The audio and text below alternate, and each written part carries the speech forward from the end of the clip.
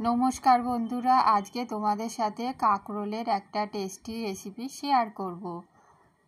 বন্ধুরা, কাঁকরোল এইভাবে রান্না করলে খেতে খুব ভালো হয়। বাড়িতে তোমরা বানিয়ে দেখবে, আমাদের তো সবার খুব ভালো লেগেছে। দেখো বন্ধুরা, এখানে আমি কাঁকরোল নিয়েছি। কাঁকরোলগুলোকে খুব ভালো করে ধুয়ে নিয়েছি। এবার আমি পাতলা পাতলা করে পিস করে কেটে নেব। বন্ধুরা, রেসিপিটা ভালো লাগলে একটা লাইক দিয়ে দেবে। দেখো বন্ধুরা, প্রথমে আমি কি করি। প্রথমে একটা মিক্সির জার নিয়েছি। এবার এর মধ্যে 1 চামচ পোস্ত দিয়ে দিলাম। আরও 1 চামচ পোস্ত এর মধ্যে দিয়ে দেবো। দেখো বন্ধুরা, আরও 1 চামচ পোস্ত দিয়ে দিলাম। এবার বন্ধুরা, এর মধ্যে 1 চামচ পরিমাণ সাদা সর্ষে দিয়ে দেবো। দেখো বন্ধুরা, এখানে আমি চামচ নিয়েছি। চামচে সর্ষেটা মেপে দিয়ে দিচ্ছি। বন্ধুরা, 1 চামচ সর্ষে দিয়ে দিলাম। এবার বন্ধুরা দিয়ে দেবো 1 চামচ মৌরি। দেখো বন্ধুরা, সব কিছু খুব ভালো করে ভিজিয়ে রাখবো, তাহলে নরম হয়ে যাবে, পেস্ট করতে সুবিধা হবে। তাই জন্যে মশলাগুলো আমি আগে থেকে নিয়েছি। এবার আমি অল্প একটু জল দিয়ে দেবো। জল দিয়ে এটাকে ভিজিয়ে কিছুক্ষণ রেখে দেবো। তাহলে বন্ধুরা, পেস্টটা খুব ভালো করে তৈরি হবে। একটা কাঁচা লঙ্কা দিয়ে দিলাম। এবার অল্প একটু জল দিয়ে দিচ্ছি। জল দিয়ে এবার নাড়িয়ে নিচ্ছি। নাড়িয়ে নিয়ে এটাকে ভিজিয়ে কিছুক্ষণ রেখে দেবো। ততক্ষণ আমি সবজিগুলো কুটে নেবো। আর বন্ধুরা, একটা ছোট সাইজের টমেটো এর মধ্যে কেটে দিয়ে দিয়েছি। টমেটোটা শুদ্ধ আমি পেস্ট করব। টমেটোর দানাগুলো ফেলে দিয়েছি। আর এখানে অল্প কয়েকটা সয়াবিন গরম জলে ভিজিয়ে রেখেছিলাম। পেঁয়াজ কুচিয়ে নিয়েছি।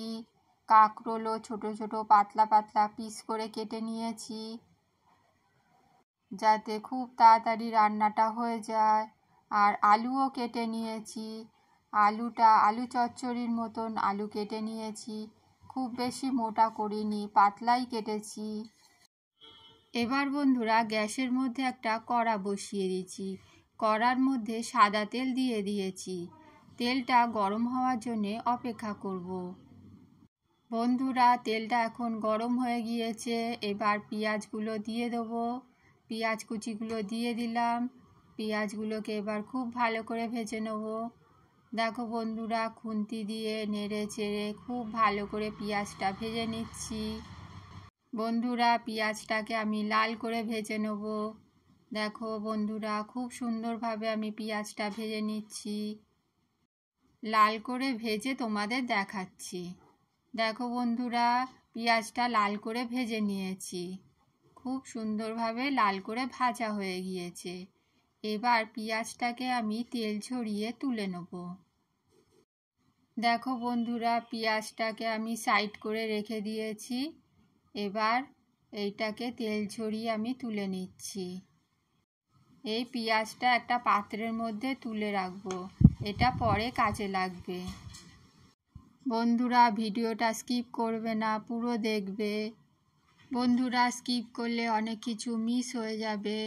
দেখো বন্ধুরা, এবার কড়ার মধ্যে আমি সর্ষের তেল দিয়ে দেবো। কাঁকরোল আর আলুটা ভেজে নেব, সেই জন্যে পরিমাণ মতন সর্ষের তেল দিয়ে দিতে হবে।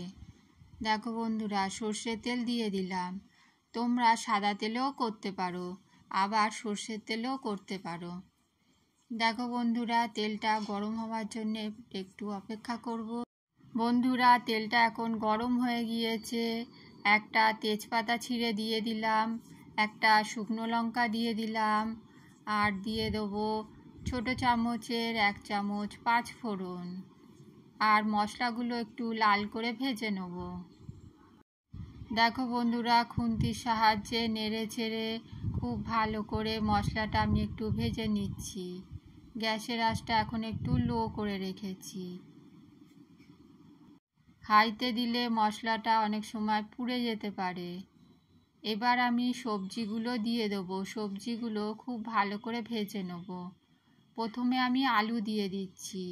আলুগুলো একটু খুব ভালো করে ভেজে নেব। দেখো বন্ধুরা, খুন্তির সাহায্যে নেড়ে ছেড়ে আলুটা ভেজে নিচ্ছি।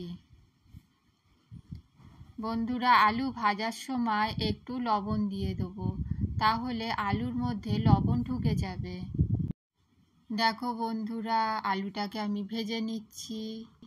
বন্ধুরা, একবারে অনেকটা লবণ দেবো না, অল্প একটু দিয়ে আলুটা ভেজে নেব, পরে লাগলে আবার লবণ দেব।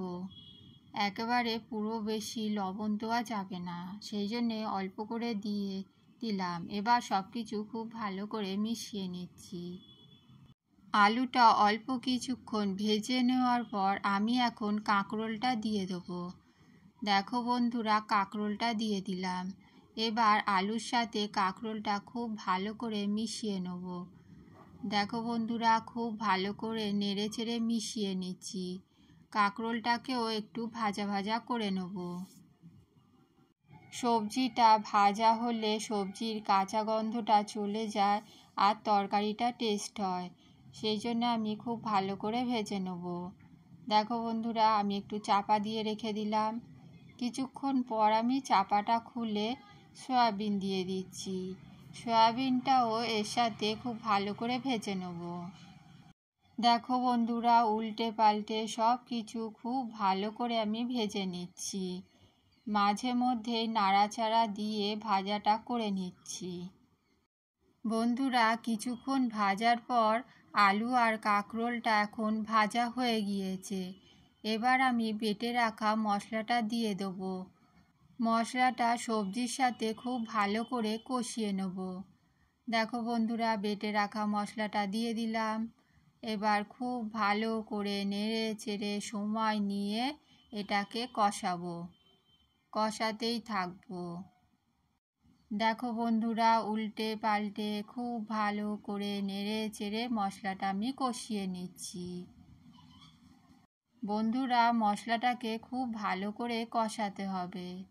মশলা কষানোর সময় পরিমাণ মতন হলুদ গুঁড়ো দিয়ে দেবো।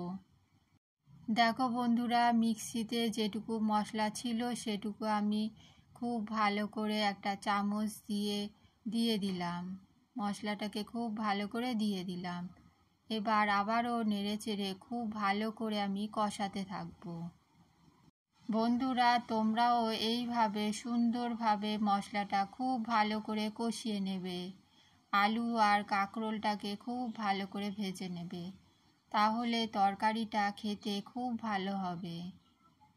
বন্ধুরা, তোমরা যদি নিরামিষভাবে বানাও তাহলে পেঁয়াজ দেবে না, পেঁয়াজ ছাড়া বানাবে।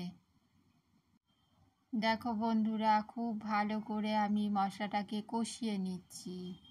এখন গ্যাসের আঁচটা একটু লোতে রেখে দিয়েছি, মাঝে মধ্যেই নেড়ে চেড়ে আমি কষিয়ে নিচ্ছি। দেখো বন্ধুরা, হাইতে দিলে আবার মশলাটা পুড়ে যেতে পারে, সেই জন্যে একটুখানি মিডিয়াম করে রেখেছি, করে খুব ভালো করে মশলাটা কষিয়ে নিচ্ছি। দেখো বন্ধুরা, একটু কিছুক্ষণ মশলা কষানোর পর আমি এখন হলুদ গুঁড়ো দিয়ে দেবো।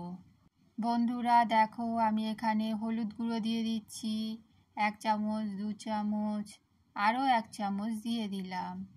এবার হলুদ গুঁড়োটাকে খুব ভালো করে মিশিয়ে নেব আর মশলাটাকে কষাবো। অল্প একটু জল দিয়ে দিলাম, হলুদ তো শুকনো, সেই জন্যে একটুখানি জল দিয়ে মশলাটা কষিয়ে নিচ্ছি।